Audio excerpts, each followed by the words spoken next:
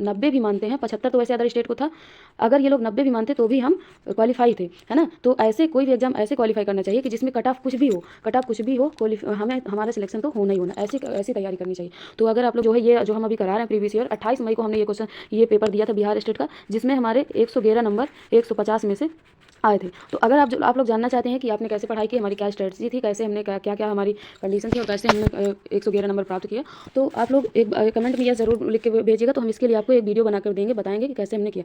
देखिए, hello friends, आज हम करेंगे संगीत के प्रीवियस ईयर क्वेश्चन। ये जो है बिहार स्टेट में 28 मई को जो हुआ था पिछली बार 2023 में, उस पेपर से प्रीवियस ईयर क्वेश्चन लिए गए हैं। तो चलिए स्टार्ट करते हैं। पहला क्वेश्चन है वह ध्वनि, इसके लिए हम कलर सेलेक्ट कर लें। कलर जो है इसमें हम दूसरा ले लेते हैं क्योंकि ब्लैक ही हो चाहिए, ले लेते हैं। वह मधुर ध्वनि जो संगीत में प्रयोग की जाती है और नियमित तथा स्थिर आंदोलन संख्या वाली होती है, क्या कहलाती है? तो ये कहलाती है नाद। क्या कहलाती है? नाद। ठीक है। स्वर की अगर बात करें तो स्वर 12 होते हैं, और श्रुति की बात करें तो 22 होती हैं, और सप्तक की बात करें तो एक सप्तक में 22 श्रुतियाँ होती हैं। 22 श्रुतियों में से ही 12 स्वर बनते हैं, और इन्हीं 12 स्वरों से जो है 7 शुद्ध हो जाते हैं और 5 विकृत। तो शुद्ध स्वर 7 हो जाते हैं। अभी इनसे क्वेश्चन भी बनेंगे, तो आप लोग इसको ध्यान से पढ़िएगा। इसके बाद हम बात करते हैं question number second. Question number second है एक सप्तक में श्रुतियों की संख्या कितनी होती है? तो एक सप्तक में श्रुतियों की संख्या अभी हमने बताया 22 होती है।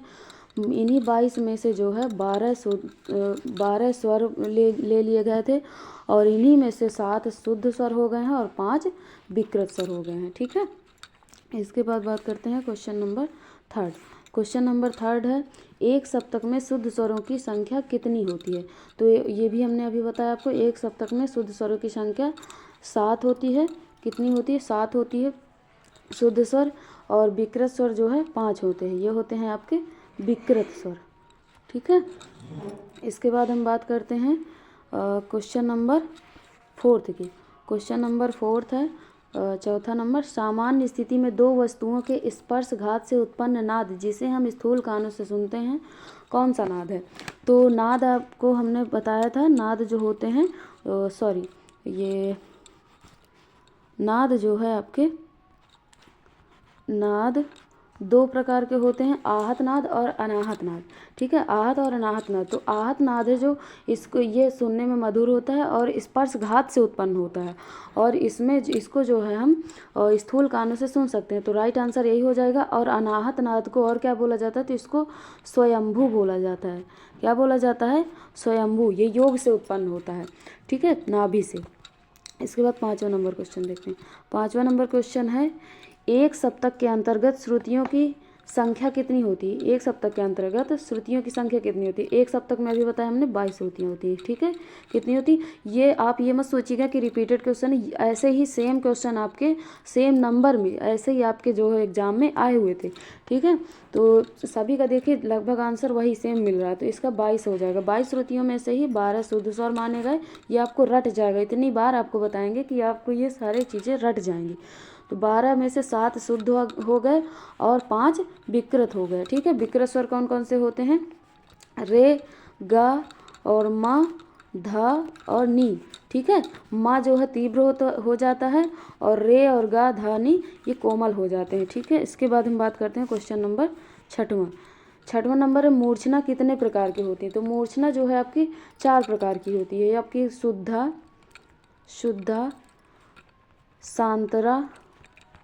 सांतरा, सकाकली, ठीक है, सकाकली और साधारणी। ठीक है। साधारणी। तो शुद्धा में सारे स्वर शुद्ध हो जाते हैं, और सांतरा में अंतर्गंधार हो जाता है, सकाकली में काकली निषाद हो जाता है, बाकी शुद्ध होते हैं, और साधारणी में जो है दोनों हो जाते हैं। ठीक है। इसके बाद हम बात करेंगे क्वेश्चन नंबर 7। PDF आपको जो है डिस्क्रिप्शन में हम दे देंगे, तो आप इसको डाउनलोड कर लीजिएगा और इसकी प्रैक्टिस कर लीजिएगा। तो इसके बाद हम बात करते हैं उत्तरायता क्या है? उत्तरायता जो है ये मूर्छना है। ठीक है। ये 6.5 ग्राम की मूर्छना होती है। कौन से ग्राम की मूर्छना है ये? षडज ग्राम की, क्योंकि मूर्छना जो है कहाँ से उत्पन्न होती है, ग्राम से। ठीक है, तो मूर्छना इसका आंसर हो जाएगा ए नंबर।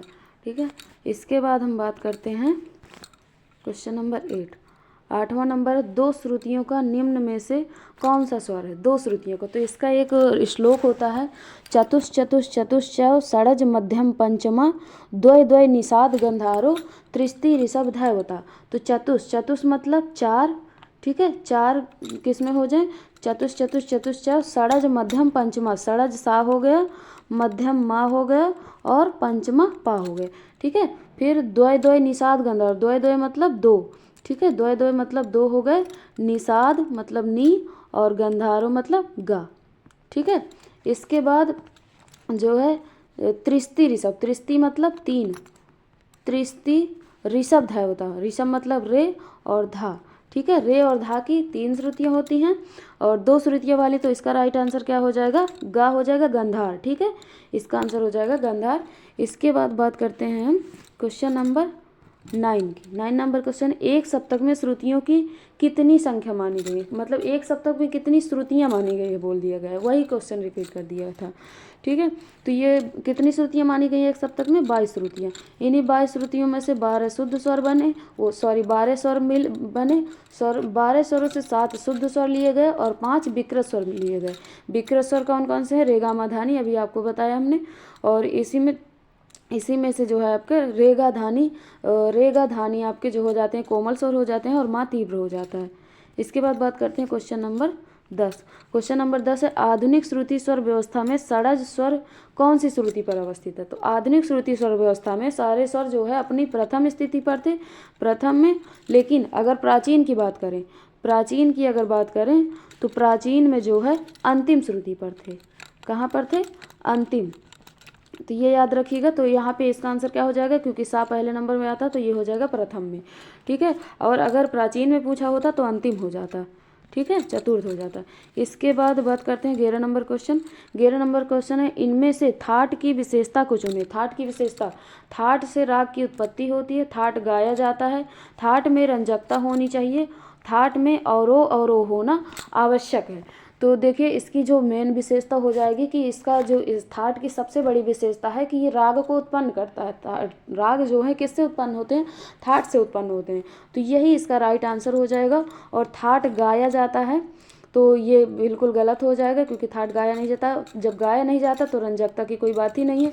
इसके बाद थाट में अवरोह अवरोह होना इतना आवश्यक नहीं होता। इसकी मेन राइट आंसर जो हो जाएगा थाट से राग की उत्पत्ति होना। इसके बाद बात करते हैं 12 नंबर क्वेश्चन, राग रागनी वर्गीकरण के कितने मत प्रमुख हैं।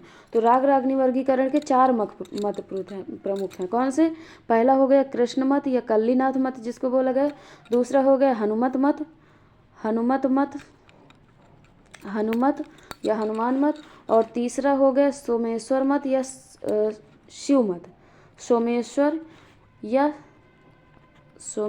या शिव मत, और चौथा हो गया आपका भरत मत। ठीक है, ये मत है। फिर किसी दिन आपको राग रागनी वर्गीकरण जब पढ़ाएंगे तो इसमें सारे बताएंगे कितने राग और कितनी रागनियाँ इन्होंने मानी थी। तो राग जब लगभग सभी ने मानी थी सेम, लेकिन रागनियाँ जो है अलग कर दिया था इन्होंने। तो फिर किसी दिन बात करेंगे। अब बात करते हैं हम क्वेश्चन नंबर 13 की, 13 नंबर की, निम्न में से तीव्र स्वर कौन सा है। तो अगर आपने म्यूजिक में कभी भी कोई कोर्स किया है या आपने कभी भी हाई स्कूल इंटर कभी भी म्यूजिक से आप जुड़े रहे हैं तो आप ये स्वर ज़रूर जानते होंगे। तो पूरे संगीत में हमारा एक ही स्वर होता है जिसको बोलते हैं मध्यम या मा। इसकी पहचान, ये तीव्र होता है। तीव्र स्वर का क्या होते हैं, जो अपने मूल स्वर से आगे बढ़कर गाए जाते हैं। ठीक है, शुद्ध माँ के बाद तीव्र माँ आता है। अचल स्वर क्या होते हैं, मूल स्वर से पहले होते हैं, जो कोमल स्वर हो जाते हैं। और तो ये जो हो जाएगा आपका आंसर माँ हो जाएगा। ठीक है, तीव्र माँ हो जाएगा, तीव्र स्वर। इसके बाद बात करेंगे 14 नंबर क्वेश्चन। 14 नंबर क्वेश्चन है, थाटों के अंतर्गत स्वरों के प्राकृतिक क्रम व्यवस्था के अनुसार राग की कितनी जातियाँ हैं। तो राग की जो है 3 जातियाँ हैं। कितनी जातियाँ हैं, राग की 3 जातियाँ हैं, औड़व, षाड़व और संपूर्ण।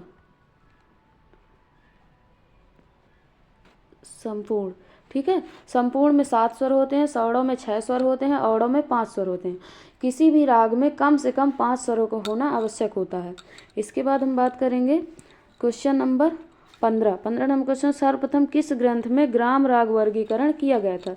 तो सर्वप्रथम जो है ग्राम राग वर्गीकरण किया गया था आपका बृहददेशी में। किस में किया गया था? बृहददेश में।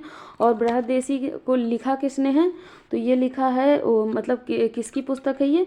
तो मतंग मुनि की। किसकी है? मतंग मुनि की। ठीक है, तो ये था आज का लास्ट क्वेश्चन। अगर आप लोग चाहते हैं कि ऐसे ही वीडियो हम आपको डेली लेकर आएँ तो आप लोग चैनल को सब्सक्राइब जरूर कर लीजिएगा।